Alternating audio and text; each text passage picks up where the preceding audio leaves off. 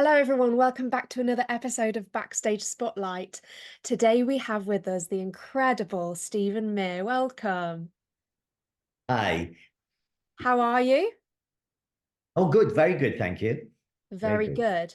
So, for those people who aren't familiar with you, which I don't know why they wouldn't be, but would you like to introduce yourself and say about what you do in the performance industry?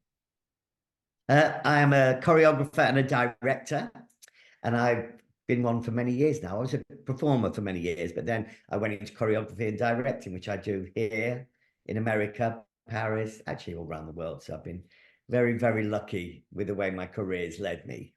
That is great. So, how did it start for you? When did you figure in your life that you wanted to do performing as a career that then led to choreography?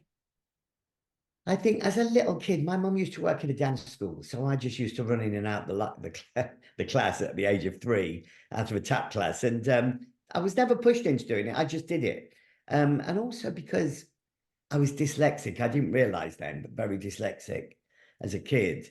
The one thing that got me noticed was my dancing, whereas at school I wasn't particularly noticed for anything. So I think that's what got me into it, and that's when I found this passion.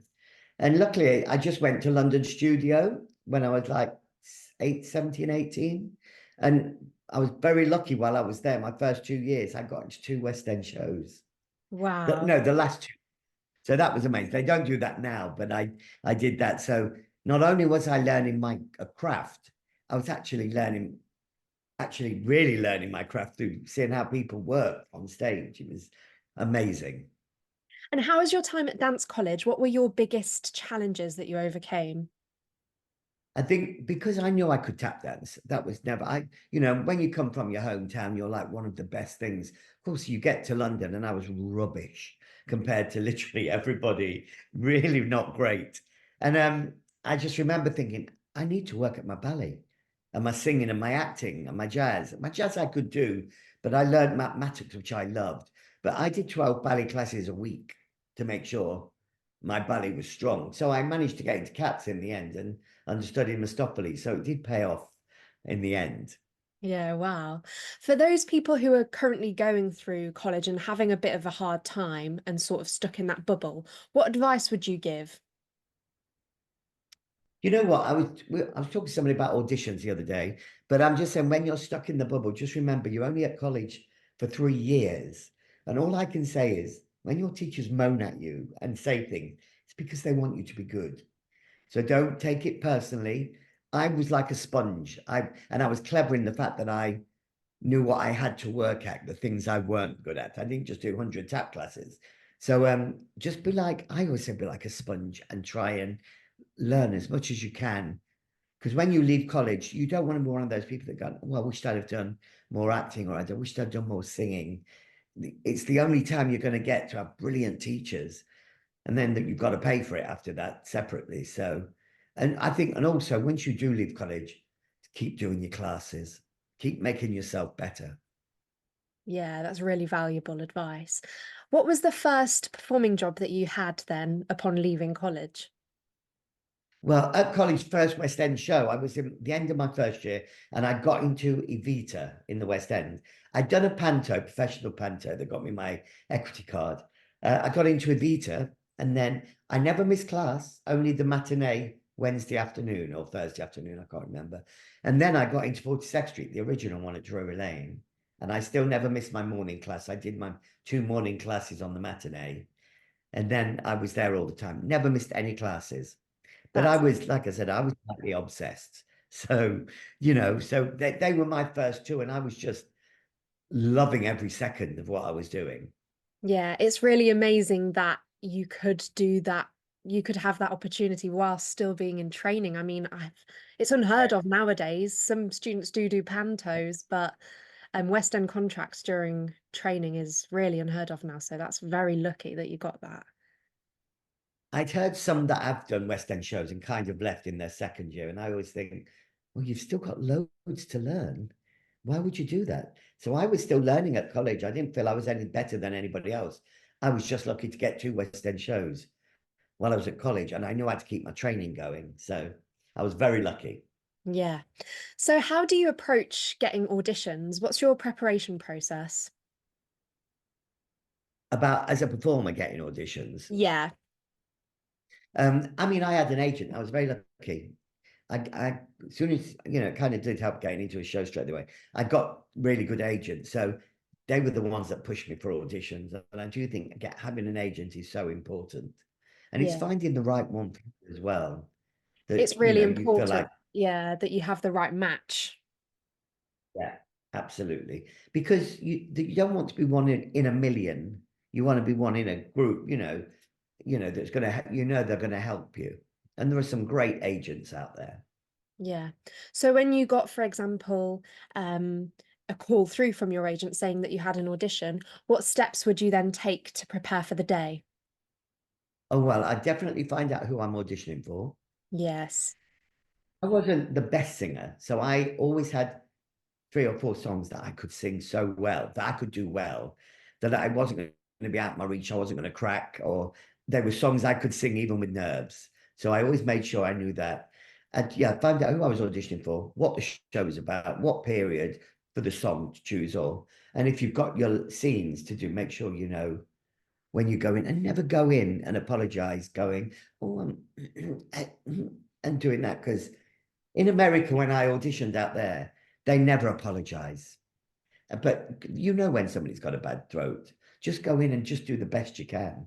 And also, if you don't get the job, use it like an audition, thinking, you know what, I did as well as I could, because you never know if the casting director will remember you for something else. I've done that as a choreographer, used people from an audition probably a year or two ago that I've loved and got them in for another show that I thought they were right for. So Yeah. you never know. Just go in there and do the best you can. Yeah. It's nice to know from you who is on that side of the panel as well, that opinion that you don't know what the panel is thinking. They may have something for you down like a few years' time. And it's just about doing your best and using the opportunity as a learning curve and also like a And teaching experience for the like yeah, material you learn. Yeah, some people forget going into auditions that it is about that as well. and don't come out thinking, well, I was a better dancer than him. And don't get into those mental things.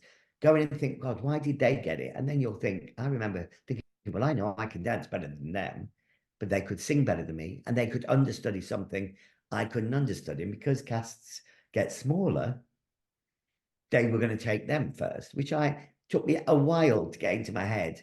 But then I thought, I get it now. So that's another point. Don't get bogged down by rejection. We all get rejection. Just keep pushing if you love what you do. Yeah. What would you say your favorite performance contract has been? As a performer or a Yes. choreographer? Performer. As a performer, I remember when I got into 42nd Street, I was already been in Ibiza. I was so lucky to still be at college to get into 42nd Street, the original. And that curtain going up at Drury Lane. And I joined the company 3 months after it had opened. 3 of us did. So, and I remember being there, and I remember the curtain going up. And I remember literally I couldn't see because I was literally in tears. But I thought, wow, I've made it. I'm at Drury Lane. I'm never going to do anything bigger than this. And of course I have done. But at the time, I thought that was the best thing that was ever going to happen. So that was a very special thing for me getting that job. Yeah, what a rewarding experience. So moving on to Yeah. your choreography work, when was the flip where you decided, oh, I actually really would like to do this? Yeah, I mean, while I was at college, I used to choreograph all the kids' assessments, everybody's assessments. I used to love doing that. And when I got into shows, I used to love watching how choreographers worked and who were good and who were bad, because you get both sides. And and that was brilliant. And then I became a dance captain. And then when I got older, I was Crazy for You was my last, not the last West Crazy for You, 100 years ago one was my last West End show as a performer. That was when, and I was then took over as associate, which meant I looked after the show for a few years.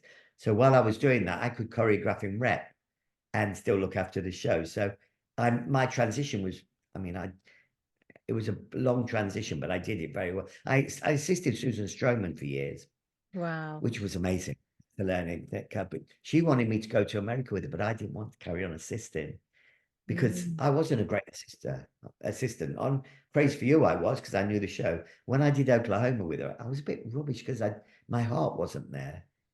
But to Oh, turn down going to America with it was a big decision. But I thought I have to do it if I want to choreograph. And luckily, it worked out okay for me. Thank well, God. yes. So what would you say the difference between the American versus the UK theatre world is like? I mean, when you go to Broadway, I mean, it's like that's all it matters. Getting on a Broadway show is so massive. Like we love doing West End, but we love doing repertory. We love going to Chichester and doing all those other amazing theatres and Stratford. But there, it's all about being on Broadway. Yeah. And when I auditioned, I used to be like, God, they're a bit in your face, a bit. But then I suddenly realised we fit into Texas 3 times or 2 times, the whole of our England. So if you don't make your mark out there, you vanish. So that took me a while to learn that as well. That's why they were slightly pushy, or you have to love it.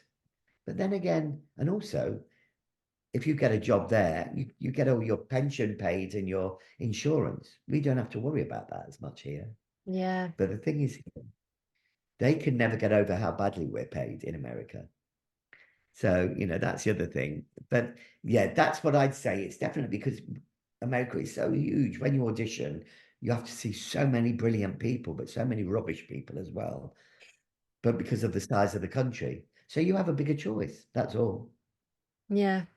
So being on that other side of the audition panel where you're choosing who you'd like to work with, what would you say are the key features in someone who's auditioning that you look out for?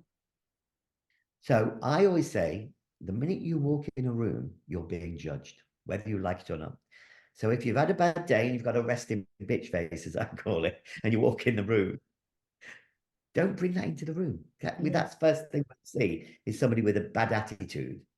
It don't matter if you then perform, but I always watch people how they react with people. And who are the ones that don't sit there gabbing with their friends and are focused on themselves and want to warm up?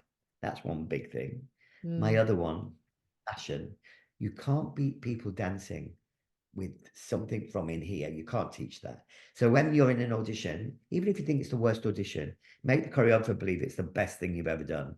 You know, yeah, hopefully it is good.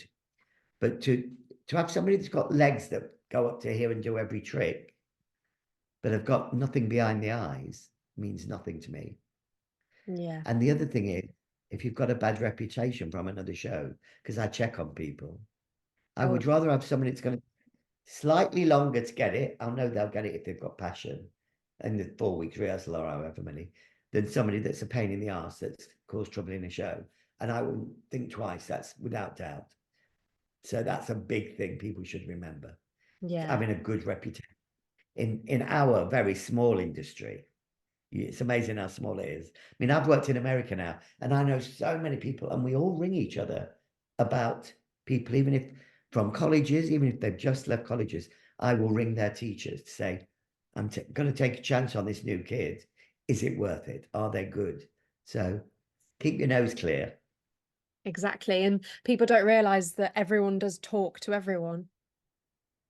Absolutely. I will ring people if it's a job, even nothing to do with me. I will ring like Bill Deemer. I will ring all the other choreographers. Say, please see some of my people. See, and or we all chat to each other. We're all good friends.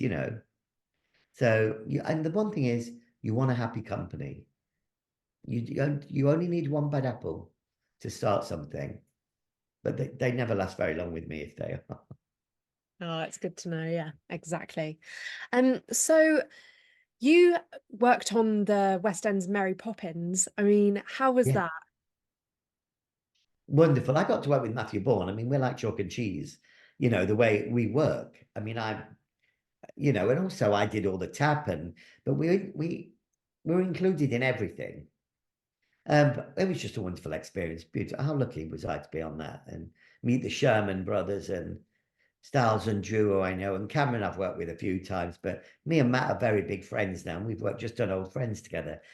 So it was a really lovely experience. And because at first I don't think either of us wanted to do a job with each other, because we kept thinking, well, why should when I can understand Matthew saying that. I don't know why I was saying that. Nobody knew me at that point. So it was, but it would never have been as good if it was just one of us, because I think the variety of choreography in that show made it so special and our love for it. And the last version I thought was sensational. The company, everybody. I was very lucky to be in it. And Yeah, hopefully she'll be flying back at some point. hopefully. Well, what a fantastic show to have been a part of, like creating. What was your favorite piece to work on in the show? Well, you see, because the numbers were kind of swapped, but even though we had something to say about each number, Jolly Holiday was very good for me because it was very half and half of me and Matthew, the ballet bit, and I did all the vaudeville bit. So it was a real mixture. But I do love Super Cal and Step in Time because they're big ones of mine with the signing because my partner's deaf that we did in Wow. it and the tap because people thought in the film they tap dance. I said, no, they don't. You know, they all think the show version is exactly like the film, and it's not. The music's different that people don't know, you know, so, but it's beautiful, just wonderful to create on the whole show. Yeah, what a great experience. Out of the work that you have created, what is your favorite thing, if you can name one, that you have done? Oh, I've got two, but I Go did for it. Anything Goes. Anything Goes at the National many years. You wouldn't have been born. Many years ago, it was Nat Trevor Nunn's last show, and I was starting off, and I did it, and it was just probably my best work I've ever done. But for the Poppins was wonderful, but the last Lacage at Regent's Park Yes. had so much love and the company, because you know there was a lot of queens in there, and I thought, well, this could go one way or the other, and they were just amazing. Everybody involved, backstage, the park, Regent's Park is just so fantastic to work at. But that show has now got such a special heart, you know, place in my heart. I just loved every second. I literally skipping into work every day, creating. So exciting. So Yeah, I saw that and it really was phenomenal. And just the atmosphere of it being outdoors. Did you rehearse? please say it didn't rain. Pardon? It didn't. It didn't rain, did it? For you? No, not for my performance, luckily. When you were rehearsing, did you rehearse outdoors or just in No, we with the intention? indoors, indoors. But when we got to the tech is so short at Regent's Park. It's ridiculously short. And we had bad weather, so you have to sit under a brolly with a mic, and they all have to have the wellies on and mark, you know, space in the rain. It's the most weird but brilliant thing. Because at night time when it's not raining and it's beautiful weather, it's so magical with all the Yeah, trees lit up. yeah, Beautiful. it really is. So you have won some awards for your choreography. What is the most meaningful award that you have won? Well, we got it for Mary Poppins, which was wonderful twice. When I did Hello Dolly at Regent's Park, I got Olivier for me. So, and it meant more because nothing to do with Matthew, because my God, he's amazing.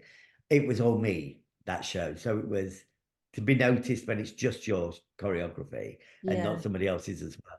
That meant a lot. And also being up for a Tony Award for Mary Poppins, I would never dream of even getting Olivier or a yeah. Tony. And somebody said, oh, it's a shame you didn't win. Everybody in America thought me and Matthew were going to win. And I said, I don't care. I was at the Tonys. I was at the Tonys. I know the show's good. You know, and me, I was just at the Tony Awards with people coming up saying, well done, famous people I didn't even know would know me. So, yeah, my career has been wonderful with things like that. And in Australia, the awards out there, they've been very good to us and just lovely. But it doesn't make you any better. It just puts you on the ladder, shifts you up the ladder a little bit. Yeah. If you could reimagine a show in your future, what show would it be and how would you do it? Oh, I've got a couple. I've got a list that I still want to do. Can you believe it? I've done loads of shows and I've still got loads. I've always said I wouldn't do West Side Story, but I actually was made to choreograph at the Royal Albert Hall during a big concert and do a couple of the numbers from it. And I suddenly thought, actually, I could do this differently because I love the original choreography so much. But, like Kiss of the Spider Woman, Grand Hotel, those things I'd love to have a go at. They're very different. Yeah, sounds great. So, For someone who wants to go into choreography, what would you suggest they did as like a starting point? well, if you're in a show, try and get into the dance captain side first, or because that's not easy. Being a dance captain and in a show is hard because you've got to give people notes you're in the dressing room with. And it wears thin after a while. It's really hard. So try and do that, or then become an associate so you learn your craft. Don't think you could just leave college and become a choreographer because I don't think you can. You have to see how you can work a tech, how you speak to people, I mean, it's like being in therapy sometimes, the way you have to treat people to get people to do what you want and trust you. It's really hard. It's not as simple as everybody thinks. And also telling story through dance is massive. And then you're going to be stuck with a load of actors sometimes that can't dance. And you have to make them look good. So just keep your eye on your choreographers you work with and see how they do that and how you can get things out of people. I know I can get a lot out of people because I have the utmost respect for people. So, and I think they always want to please you then. So yeah, don't just think you've got to do 72 drag runs. You must work on the people you've got in the room and, use their tricks if they're good. But if they're not stronger dancers, learn how to hide them. Or, like I did on Anything Goes, I gave all the tap steps to all the actors. We did a slow lap beginners tap step, all the tap steps in the warm up. So when we got to teach it, they knew nearly all the steps and they were like, oh my God, we're willing to do more. So do tricks like that. And yeah, just watch your choreographers and directors. It's the only way, to work your way up. I do think you should not think you should just become a choreographer straight away. You Yeah. need to do your craft before. Yeah, it's definitely a whole new skill in itself. Oh, it really is. And dealing with people is massive. It really is massive. Yeah. What would you say is the biggest thing you've learnt in your career? To have a good reputation more than anything. It would kill me if people said, I would never. I love it if people say, I really want to do a Stephen Mear show. I really want to work with Stephen. If I heard people say, I wouldn't touch him with a barge pole, or directors say, no, I couldn't cope with him, that would literally kill me. So I've always made it good to try and inspire people. And don't get me wrong, I can be twitchy at times, but it comes from the right place of wanting it to be brilliant. But it's just keeping your nose clean and having a good reputation and being the best you can. Don't think about any other choreographers or people in an audition room. Think about yourself and think how you can be better than the last time. And all these amazing young choreographers I'm seeing coming through only make me want to be better. I'm not willing to go, right, well, it's time to hang your shoes up. It makes me do my homework and try and be even better. And also, I want to inspire choreographers and help them. I put a lot of choreographers forward for work. And I think it's always good to be generous. Yeah, very, very valuable information and advice there. Yeah. Thank you so much, Stephen. The last thing I always ask everyone that comes on my podcast is, who would you nominate to impart their knowledge on my podcast? And I'll reach out to them and see if they'd like to join me. Wow.